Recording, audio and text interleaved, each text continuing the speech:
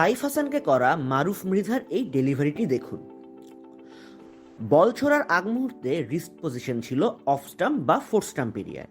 বলের ইনিশিয়াল ডিরেকশনও ছিল সেই দিকে, তবে বল বাতাসে বাঁক খেয়ে পিচ করল মিডল স্টাম্প লাইনে। সাইফ স্টাম্প ছেড়ে খেলেছিলেন বটে, তবে তাতে ডেলিভারিটির ব্রিলিয়ান্স কমে না। মারুফ মৃধা বলকে বাতাসে সুইং এবং off the pitch seam movement দুটোই করাতে পারেন। সেটার নজির আমরা অনূর্ধ্ব-19 স্টেজেই দেখেছিলাম। তবে সময়ের সাথে সাথে এখন মনে হচ্ছে তার সুইং আর সিম মুভমেন্ট দুটো স্কিলই আরও শার্প হয়েছে। দুই দিকেই অনায়াসে সুইং করাচ্ছেন, স্ক্র্যাম্বল সিম বা ওয়াবল সিম ডেলিভারিও দিচ্ছেন। গতিও আগের চেয়ে বেশ বেড়েছে। মোট কথা, বাহাতি পেসার হিসাবে ডেডলি হওয়ার জন্য যেসব অস্ত্র দরকার মারুফ তার প্রায় সবই আয়ত্ত করে ফেলেছেন। এবারের বিপিএল হবে কড়া শীতকালে। তাপমাত্রা কমে গিয়ে বাতাস ভারী হয়ে থাকার কারণে এরকম কন্ডিশনে পেস বোলাররা এমনিতেই বাড়তি এয়ার সুইং পান।